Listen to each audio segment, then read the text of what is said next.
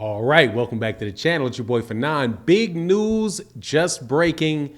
Vasyl Lomachenko and George Kambosos is more than likely on, as Vasyl Lomachenko is granted permission to leave the Ukraine. Let's talk about that in this video.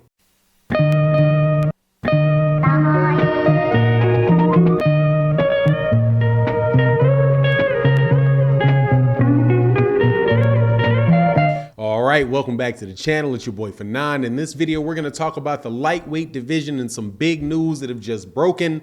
It looks like Vasyl Lomachenko is going to get his opportunity to fight George Kambosos, according to Bob Arum. But before we get into that, I want to first say welcome back to the channel to all the subscribers that continually support the channel.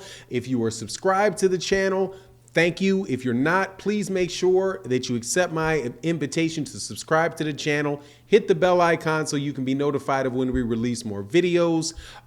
And man, this is, I'm not surprised by this at all, man.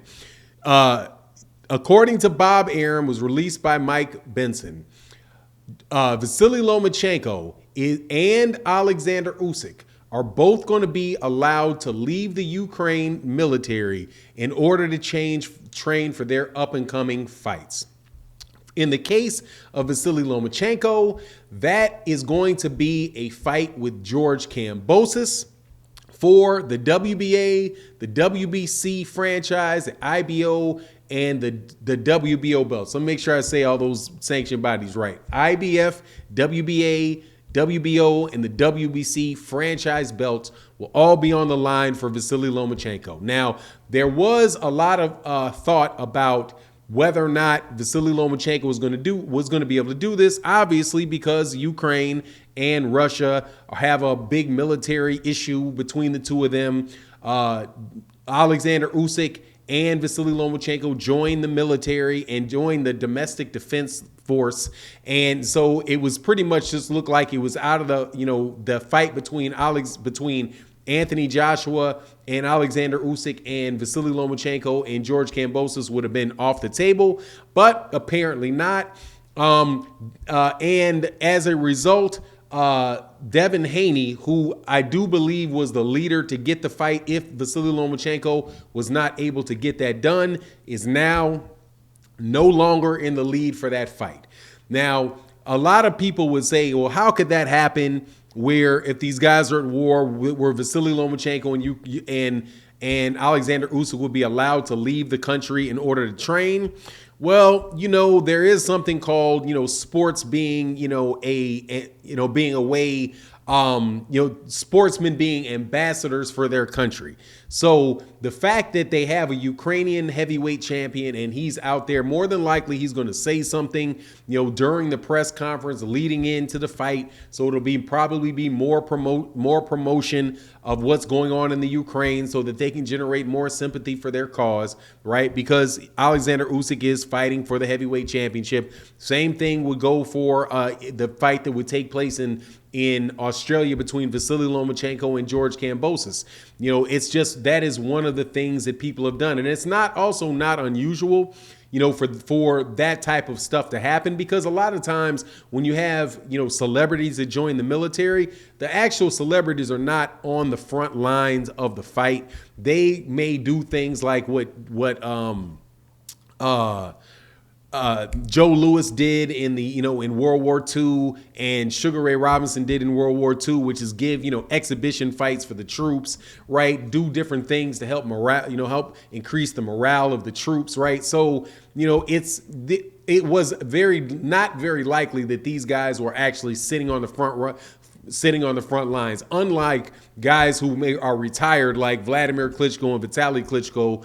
Vitaly Klitschko was the mayor of Kiev, and those guys live in Kiev, and so they may be a little bit more directly involved in it.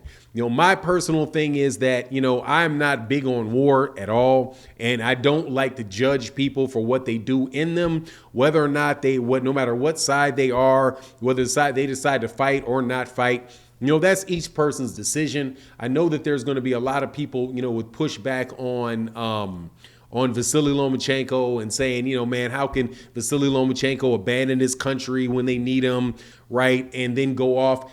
Different people do different things different ways. You know what I mean? And I'm sure that if the country of Ukraine, they have plenty of soldiers, not as many as they like, right? But to sacrifice somebody that really can be at the forefront of talking about the issues, on television, in different countries when they're trying to get the eyes on the Ukraine and what's going on, they may not consider that to be the best use of their resources, right? So Ukrainian, I'm not sure how many Ukrainian Hollywood actresses there are or actors that there are, but if there are prominent Ukrainian, actors, I doubt very much that they're going to put those guys on the front line. Now, what does this stuff mean for boxing? As far as what it means for boxing, hey man, I don't mind it at all, man. As far as Alexander Usyk fighting Anthony Joshua, knock yourself out. Can't wait to see the fight.